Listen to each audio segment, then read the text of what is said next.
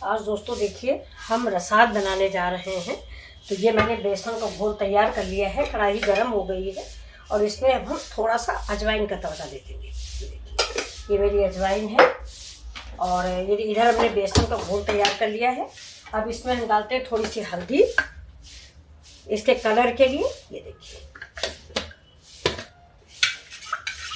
जितना पतला देखिए इसका घोल ऐसा बनता है। ये देखिए इसको हमारे रसाद बोलते हैं। ये देखिए बस इसकी कंसिस्टेंसी ऐसी होनी चाहिए। अब इसको हम इस पे पकाएंगे। थोड़ी सी हरी धनिया डाल देते हैं। ये देखिए अब ये देखिए अजवाइन हो गई। अब इसको इसमें हम डाल देंगे। थोड़ा सा पानी और डाल देते हैं, इसको पकाना पड़ता है।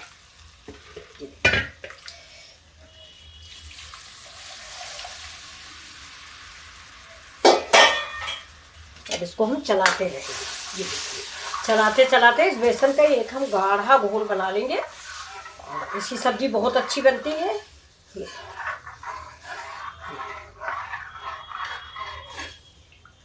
ये थोड़ा ये कई तरह से बनता है। ये उसका भी बनता है, मूंग का भी बनता है। ये देखिए नमक डाल देते हैं। लेकिन एक चीज़ मैं दोस्तों बताती हूँ, आज आपको किसी ने बताया ना होगा। अगर आप इसको मूंग का बनाते हैं रसाज, क्योंकि ज़्यादातर ये बेसन नुकसान करता है, तो हमारे घर में तो हमेशा मूंग का ही बनता है। तो अगर आप मूंग का बनाते हैं तो उसमें कभी भी नमक न डालें। नहीं तो मूंग का अगर आप बनाओगे तो जब आप फ्राई करोगे तो वो फट जाएगा, पूरे तेल में फैल जाता है। मैंने एक दो बार शुरुआत में जब कम एज थी तो मूंग का बनाया ऐसे। तो जब हम तेल में फ्राई करने लगे पकौड़ी, तब इतना ज़्यादा तेल नुकसान नहीं करता था। पकौड़ी सब लोग बहुत खाते थे। ये तो सारी प्रॉब्लमें कोरोना के बाद से हो गई। तो वो तेल में मैं उसकी पकौड़ियाँ बना ही नहीं पाई, सारी की सारी उसी तेल में फटती रही। तो मुझे मेरी सासू माँ ने बताया कि नहीं, नमक नहीं डाला जाता, तुमने नमक डाल दिया है। तो बेसन वाले में आप हल्का सा डाल सकते हैं, लेकिन मूंग वाले में कतई न डालें। ये सब्ज़ी बहुत अच्छी बनती है। ये मेरी सासू को बहुत पसंद है, इसीलिए मैंने आज आलू गोभी छोला ये सब छोड़ के मैंने ये वाली सब्ज़ी बनाई है। अच्छा, एक बात और भी है, पितृपक्ष में तरोई की सब्ज़ी ज़रूर बनाइए। तरोई जो है शुभ मानी जाती है। कोई भी तरोई हो, गिल्लो रेसे वाली हो, चिकनी तरोई 3 तरह की होती है। हमारे यहाँ तो 3 तरह की होती है। एक को कहते हैं हमारे यहाँ अब्रो वाली, जिसके रेसे उससे निकले होते हैं, जिसका चिकला भी बनता है। एक होती है चिकनी वाली, है चिकनी वाली। ये देखिए ये होती चिकनी वाली। तो एक चिकनी वाली होती है, एक बिल्कुल ही छोटी होती है, इतनी बड़ी बड़ी परवल से थोड़ा बड़ी, उसको सतपुती बोलते हैं।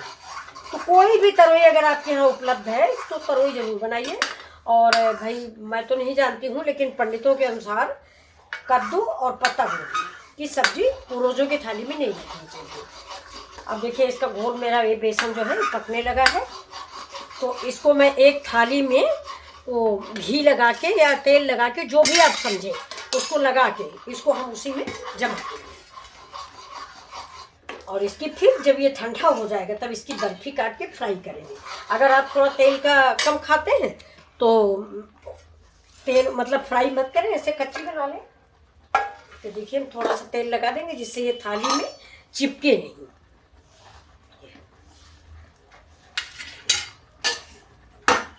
पूरी थाली में ऐसे लेते हैं जिससे ये जो हमारा बेसन का घोल है ये चिपके नहीं। और इसका अंदाज क्या है, थोड़ा सा आप बाहर डाल के देखिए, अगर जमने लगे तो समझ लीजिए ये बन गया है। ये पूरी थाली में हमने लगा दिया है तेल, हाथ से लगाए दे रहे हैं पूरे में फैल जाए जिससे। अब इसको हम एक टुकड़ा निकाल के यहाँ रख देते हैं। अगर ये ठंडा होने पे तो हमारा समझ लीजिए बेसन पक गया। अगर आपका बेसन पकेगा नहीं तो कच्चा रहता है, तो फिर इसकी पकौड़ियाँ अच्छी नहीं बनती। और सब्जी भी खाने में पेट में नुकसान करती है, डिहाइड्रेशन कर देती है।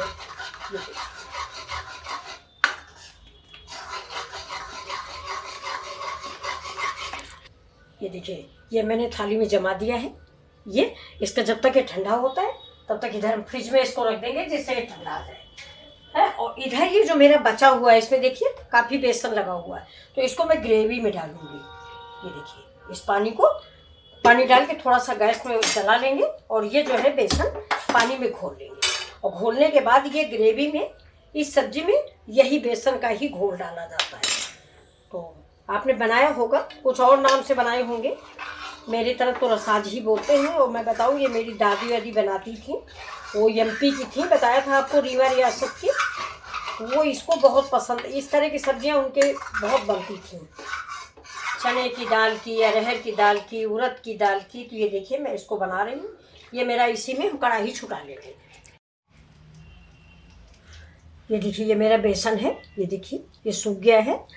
अब इसको हम चाकू से काट लेंगे। हम तेल में फ्राई नहीं करेंगे, वैसे ये तेल में फ्राई किया जाता है अगर आपको खाना है तो। मैं शाम को फ्राई करूँगी चाय के साथ खाने के लिए। इस समय मैं ऐसे ही इसको काट के इसके अंदर डाल दूँगी। तो देखिए ये मेरे सारे गरम मसाले और ये हरा मिर्चा हो गया है। अब इसमें हम डाल देते हैं ये मसाले हमारे, हल्दी, मिर्चा, धनिया, नमक। ये पारंपरिक मसाले हैं। ये देखिए मसाला पकने तक इसका हमने पानी डाल दिया है।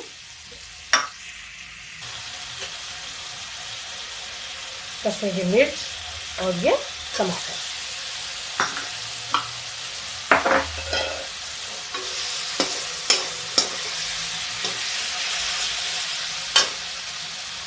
इसी स्टेज पे नमक डाल देते हैं। नमक हम अंदाज से डालेंगे।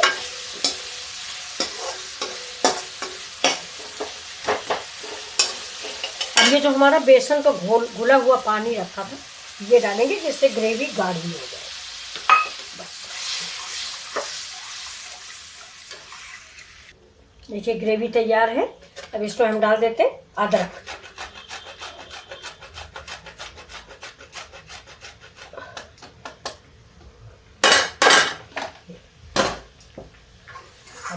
आज कुछ लोग आ गए थे और बैठे भी हैं, मुझे देर भी होने लगी, आज भोग भी नहीं लग पाया जल्दी से दोस्तों।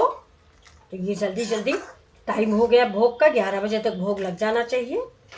तो देखिए मैंने थाली रेडी कर ली है। ये देखिए ये मेरी थाली रेडी है। ये देखिए मेरी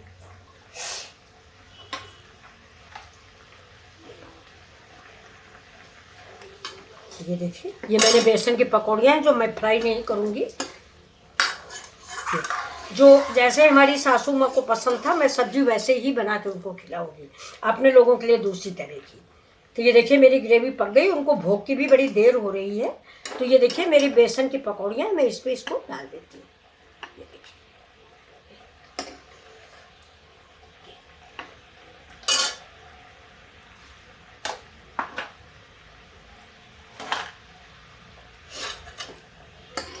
इधर भी डालते हैं।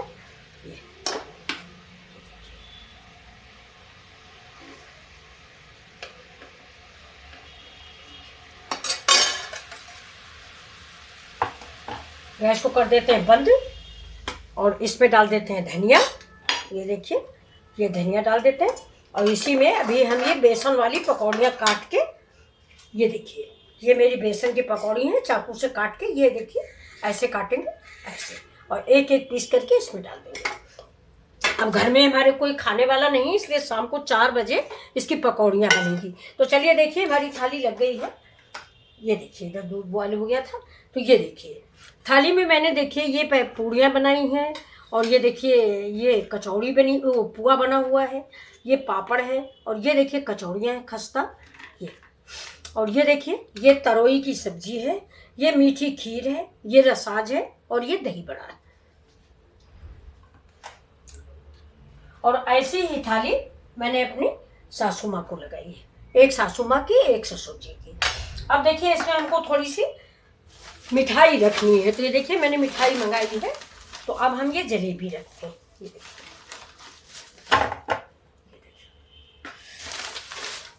और ये देखिए ये विदाई है, ये पैसे हैं। ये ससुर जी को नहीं, सासू माँ को आज विदाई दी जाएगी। तो ये देखिए ये मेरी थाली है। अब हम चलते हैं भोग लगाने। तो आप लोगों को कैसी लगी मेरी थाली ज़रूर बताइएगा, लाइक शेयर और सब्सक्राइब कीजिएगा ज़रूर। Thank you.